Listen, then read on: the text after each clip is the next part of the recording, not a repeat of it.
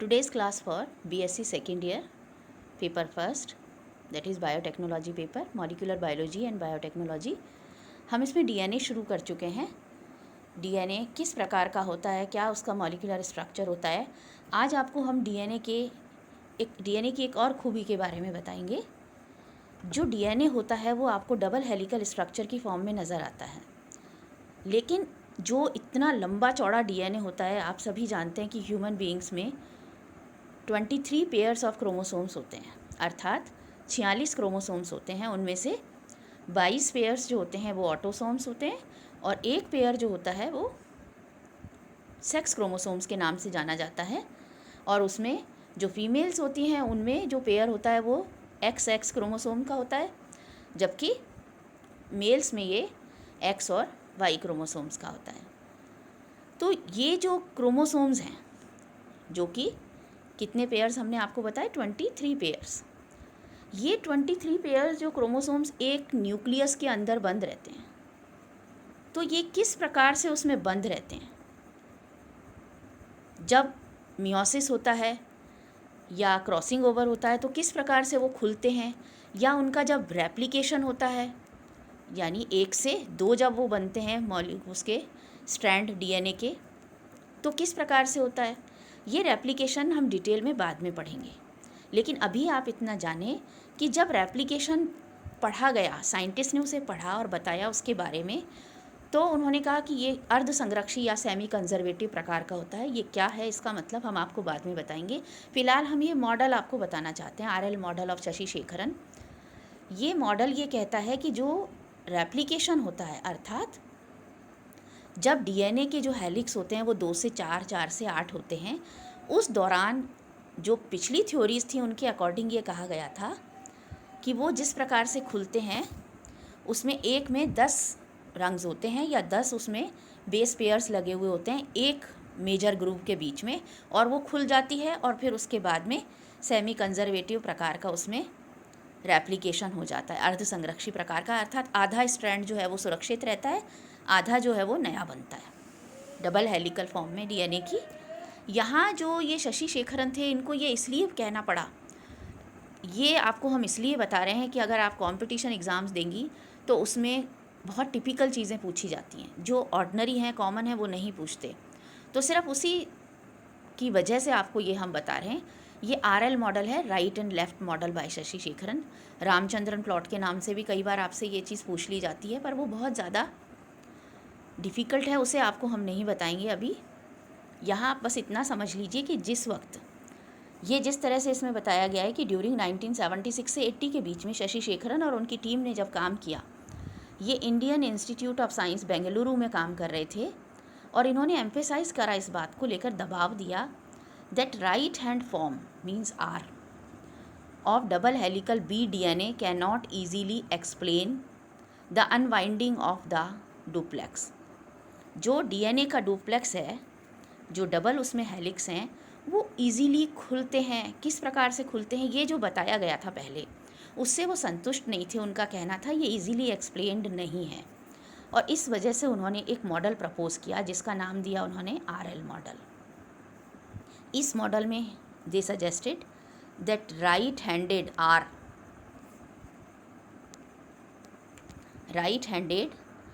And left handed L double helices are equally likely, बिल्कुल समान है वो, and therefore in this model a B DNA structure with alternating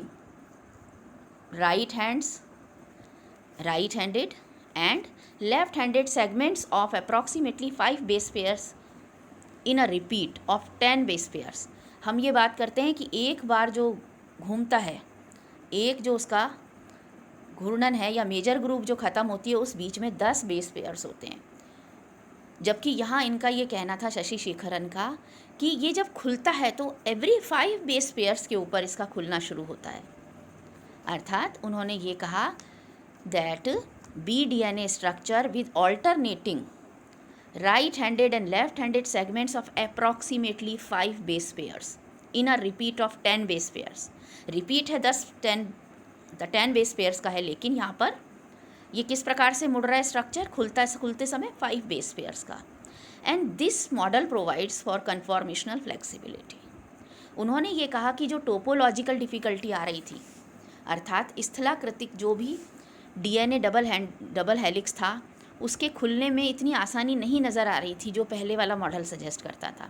लेकिन शशि शेखरन के model ने कहा कि पूरी 10 बेस पेयर्स जो होती हैं वो नहीं खुलती एक बार में, 5-5 करके, 5 राइट हैंड की, 5 लेफ़्ट हैंड की, इस प्रकार से बेस पेयर्स खुलती हैं 10 बेस पेयर्स वाले एक टर्न में, और इससे कन्फॉर्मेशनल फ्लेक्सिबिलिटी उसमें आती है।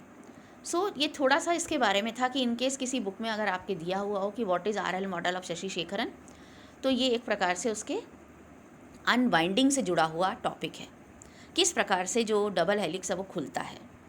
अब हम बात करते हैं कि जो डीएनए आप एक सेल में देखते हैं, उसके केंद्रक में देखते हैं डीएनए, वो बहुत कॉइल्ड फॉर्म में होता है, अर्थात सुपर कॉइल्ड होता है। तभी तो इतना सारा डीएनए जो होता है वो एक छोटे से न्यूक्लियस में मौजूद हो सकता है। ये फिनोमेना कहलाता है super coiling in close DNA.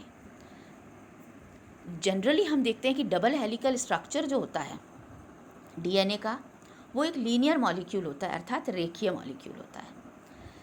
लेकिन इन वीवो हम देखते हैं, in vivo and in vitro, आपको ये दो टर्म्स आनी ज़रूरी हैं। इन वीवो का मतलब है in original place, in vitro मतलब जो कि आर्टिफिशियल या लेबोरेटरी का जो भी स्पेस होता है उसमें बनाई गई चीज़ें। So DNA in double helix form जो है वो लीनियर डीएनए मॉलिक्यूल हमें दिखाई देता है। बट डीएनए इन वीवो का अगर आप देखें, सेल में अगर आप देखेंगे, केंद्रक के अंदर देखेंगे, it's a close structure without any free ends, ये पूरी तरह से बंद है। अगर आप बैक्टीरिया वायरस में देखें तो उसमें आपको गोलाकार भी नज़र आ सकता है, इट्स ए सर्क्यूलर और सर्कल। इन यूकैरियोट्स आप देख सकते हैं लार्ज लूप्स ऑफ डीएनए मिलते हैं, और वो इस तरीके से मिलते हैं कि एक लूप जो होता है वो एक सर्कल को रिप्रेजेंट करता है। Means in eukaryote large loops of DNA are found in such a way that each loop represents part of a circle। जो वो पूरा सर्कुलर आपको डीएनए नज़र आता है, उसमें एक सिंगल जो लूप है वो सर्कल का एक पार्ट है। ये जो ऑर्गेनाइजेशन है इसकी, this organization actually puts an additional constant on double helical structure. जो डबल हेलिकल स्ट्रक्चर है उसके ऊपर ये एक प्रकार का तनाव सा डालता है, दबाव डालता है, और इसके कारण जो डीएनए होता है वो सुपर कॉइल हो जाता है। अर्थात जो लूप बनते हैं लगातार, उन लूप्स के कारण वो सुपर कॉइल्ड होता चला जाता है डीएनए।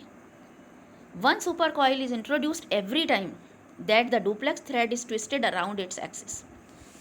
जो अबाउट इस एक्सिस जो होती है इसकी, डीएनए की जो एक्सिस है, उस एक्सिस में आप पाएंगे कि एक एक लूप जैसे जैसे अपनी एक्सिस पर घूमता जाता है, उसके घूमने से उसकी जो सुपर कॉइलिंग है वो बढ़ती चली जाती है। और सुपर कॉइलिंग जो है, this super coiling places a DNA molecule under torsion, घूर्णन, यानी उसको अपनी ही एक्सिस पर वो गोले गोले घूमते चले जाते हैं, सर्कल्स होते चले जाते हैं, और which can be release by a break in one of the two strand. अब ये जो गोले गोले बन करके सर्क्यूलर बन जाता है पूरी तरह से डीएनए, इस डीएनए के जो दो स्ट्रैंड्स हैं वो पूरी तरह सर्क्यूलर फॉर्म में आ चुके हैं। अब इन्हें अलग कैसे करेंगे? तो जब किसी भी एक स्ट्रैंड में ब्रेक आएगा तभी वो अलग हो सकते हैं।